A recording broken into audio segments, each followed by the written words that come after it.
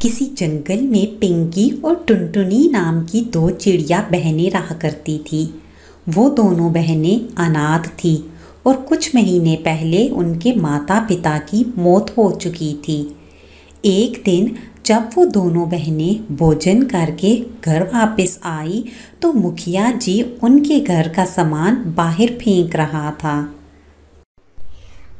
मुखिया जी, ये आप क्या कर रहे हैं?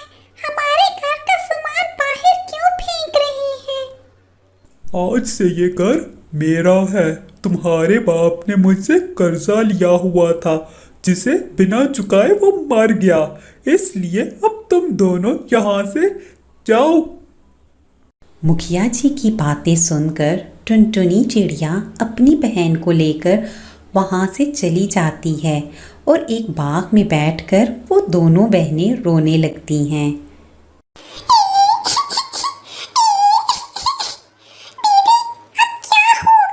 हम दोनों बहनें कहाँ जाएंगी? हम तो बेघर हो गई हैं। अब तो सर छुपाने के लिए हमारे पास कोई जगह नहीं। काश हमारे मम्मी पापा जिंदा होते और हमें ये दिन ना देखना पड़ता। वो दोनों बहनें बैठी रो रही होती हैं कि झटपट बाग में से एक फूल नमदार होता है और उससे आवाज़ आती है। बच्चों, तुम दोनों को चिंता करने की ज़रूरत नहीं। आज से तुम दोनों इस जादुई फूल के घर में रहोगी। उस जादुई फूल के घर को देखकर वो दोनों बहनें बहुत खुश होती हैं और खुशी खुशी उसमें रहना शुरू कर देती हैं।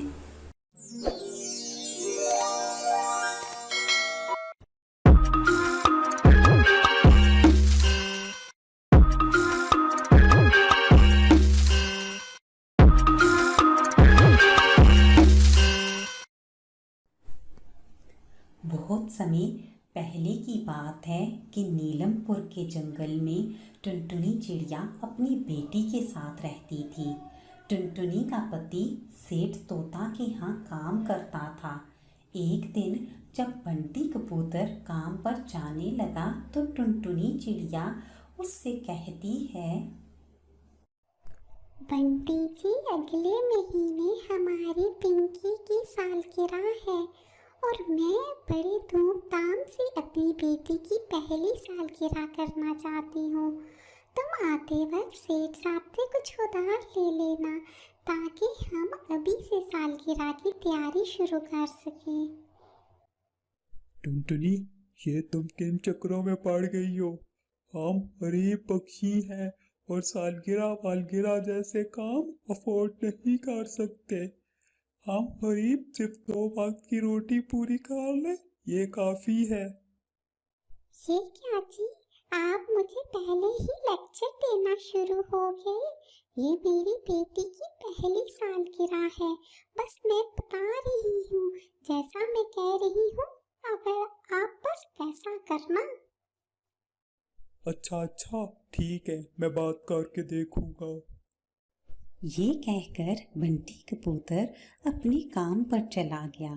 इतने में पिंकी चिड़िया अपनी सहेलियों के साथ खेलकर वापस आ जाती है। अम्मा अम्मा, आज मेरी सारी सहेलियाँ जन्मदिन के बारे में बात कर रही थी। माँ, मेरा जन्मदिन कब आएगा? मेरी बेटी, तुम्हारा जन्मदिन अगले महीने में है। मम्मा मम्मा, आप मेरा जन्मदिन मनाओगे ना? हाँ हाँ, क्यों नहीं मेरी बच्ची, बस मैं और तुम्हारे पापा तैयारियां कर रहे हैं।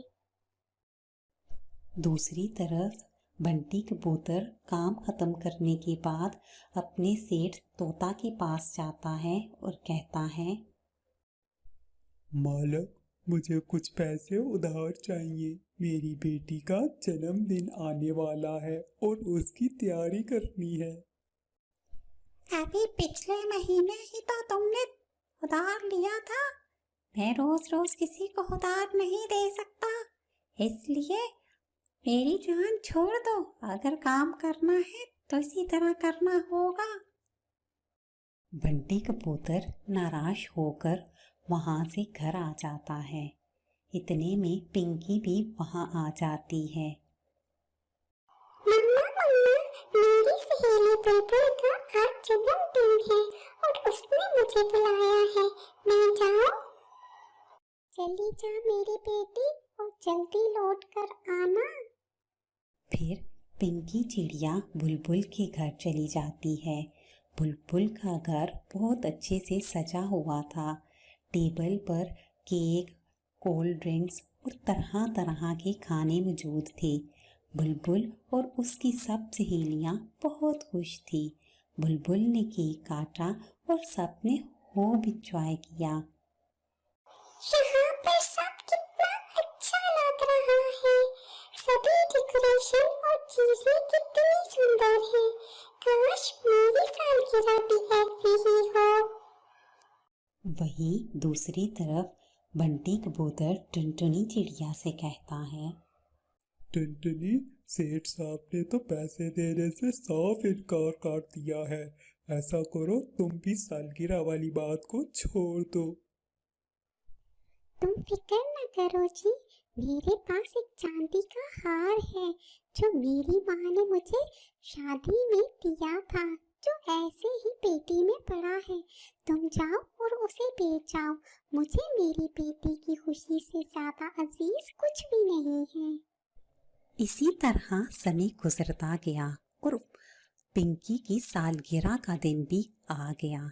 फिर टुनटुनी चिड़िया और बंटी कबूतर ने अपनी बेटी की सालगिरह का दिन धूमधाम से मनाया। अपने केक को देखकर पिंकी खुश हो गई और अपने मम्मी पापा से बोली, मम्मा मम्मा, पापा पापा, शुक्रिया आप दोनों का। आपने मेरी सालगिरह का दिन बहुत अच्छे से सेलिब्रेट किया। मुझे मेरी सालगिरह का दिन हमेशा याद रहेगा। इस कहानी से हमें ये सबक मिलता है कि जिस तरह हमारे माता पिता हमारी खुशियों का ख्याल रखते हैं, इस तरह हमें भी चाहिए कि उनकी खुशियों का ख्याल रखें।